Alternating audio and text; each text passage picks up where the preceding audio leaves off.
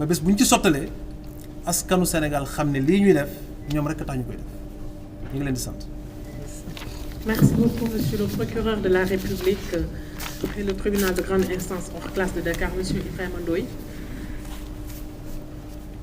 Maintenant, nous allons passer la parole à Monsieur El Hadj Alioune Abdoulaye Sylla, procureur de la République financier du pôle judiciaire financier.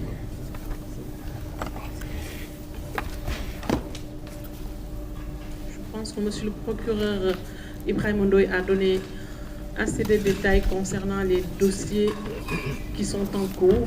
Donc, beaucoup de révélations ont été faites, des statistiques ont été données. Je pense qu'au sortir de cette rencontre, l'opinion sera plus édifiée. Donc, Monsieur le procureur financier, Monsieur El Hadj Abdoulaye Alioune Sylla, vous avez la parole.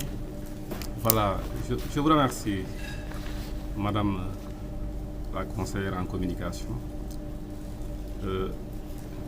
Je voudrais remercier Monsieur le procureur général qui nous accompagne dans cet exercice.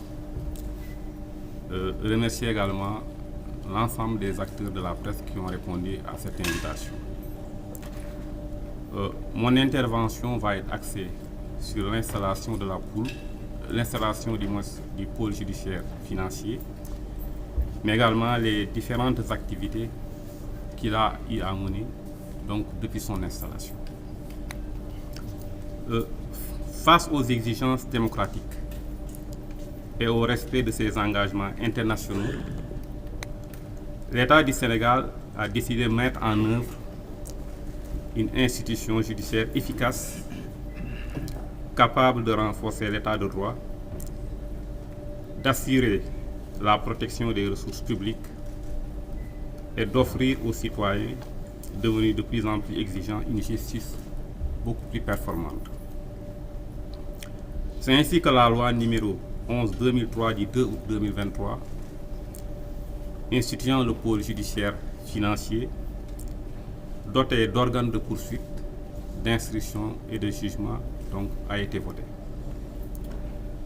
Ce pôle a pour mission la poursuite, l'instruction et la répression des infractions à caractère économique et financier comme le blanchiment de capitaux, le financement du terrorisme, la corruption et les actes assimilés, sans oublier les trafics de tout genre. Il est animé par des magistrats qui disposent d'une compétence sur toute l'étendue du territoire national. Le pôle judiciaire financier a, au sens de l'article 773.93 du moins du Code de procédure pénale, une compétence concurrente à celle des juridictions de droit commun.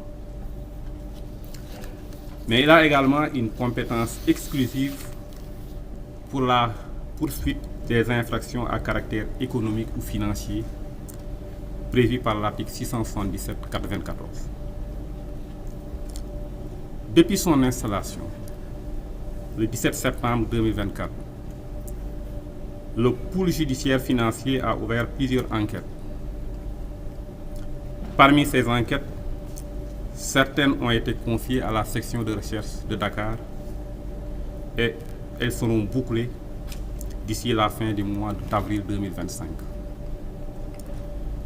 Il y en a une qui a été confiée à la section de recherche de Thiès. Au moment où je vous parle, il y a des personnes qui sont gardées à vue. La procédure est en train d'être bouclée en vue de déférer ces personnes mises en cause dans cette procédure. La section de recherche également de Saint-Louis a été saisie d'une procédure et les enquêtes sont en cours dans cette brigade. Il y a aussi des enquêtes qui ont été confiées à la DIC. Je dois dire que la plupart de ces enquêtes ont été bouclées et les procédures ont été transmises au parquet qui a saisi les juges d'instruction.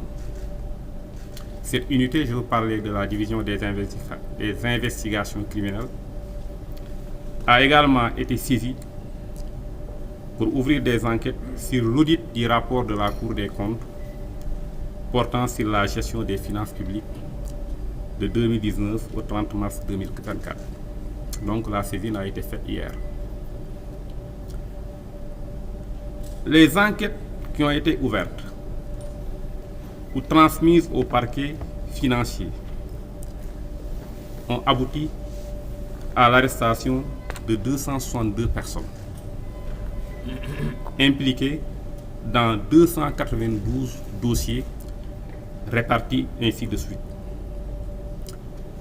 Il y a eu 142 procédures venant des unités d'enquête, 122 dossiers dont les juges d'instruction du tribunal de grande instance de Dakar se sont dessaisis pour incompétence, 20 rapports de la CENTIF et 8 rapports de l'OFNAC. Le travail effectué sur ces différents dossiers a donné les résultats suivants.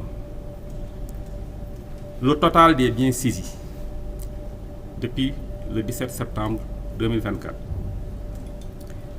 Il y a 92 véhicules de marques diverses qui ont été saisis et qui sont confiés actuellement à l'ONRAC. Il y a 11 titres fonciers saisis à Rufisque, Thiès et à Mbour. 2 titres fonciers également sont provisoirement inscrits au nom de l'État du Sénégal. Il y a également plusieurs pirogues et des moteurs qui ont été saisis. Ça, c'est au titre des biens qui ont été saisis. Il y a également des sommes qui ont été saisies et cautionnées. Je dois préciser qu'il y a 2 ou 3 mois, le total des sommes qui avaient été saisies ou cautionnées était évalué à 2,5 milliards. Donc il y a 2 ou 3 mois, lors de mon dernier point de presse. Aujourd'hui, nous en sommes à 15 milliards en termes de montant de sommes qui ont été saisies ou cautionnées. Et 135 ouguiya. Ce travail a été effectué en 7 mois d'activité du pôle judiciaire financier. Je voudrais terminer en soulignant que la lutte contre la délinquance économique et financière demande du temps, de la détermination, car elle implique souvent plusieurs acteurs, localisés dans des aires géographiques différentes et qui ont souvent recours à des personnes expertes dans l'art de dissimuler les avoirs criminels. En effet, lorsque dans une procédure sont présents des éléments d'extranéité, les magistrats instructeurs sont obligés de délivrer des commissions rogatoires internationales dont ils ne contrôlent pas les délais d'exécution. Celle-ci étant l'œuvre de magistrats étrangers qui accomplissent ce travail accessoirement à leurs obligations professionnelles. En dépit de toutes les difficultés, la lutte pour la sauvegarde des deniers publics sera menée de façon rigoureuse, dans le respect de la présomption d'innocence, des droits de la défense et des prérogatives de chaque acteur judiciaire. Je vous remercie.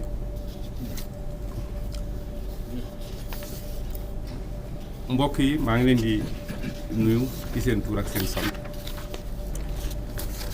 di remercier monsieur le procureur général moom mi nga xam ne moo ñu gunge ci waxtaan bi di remercier également l'ensemble des acteurs de la presse yi nga xam ne ñu ngi fi teew.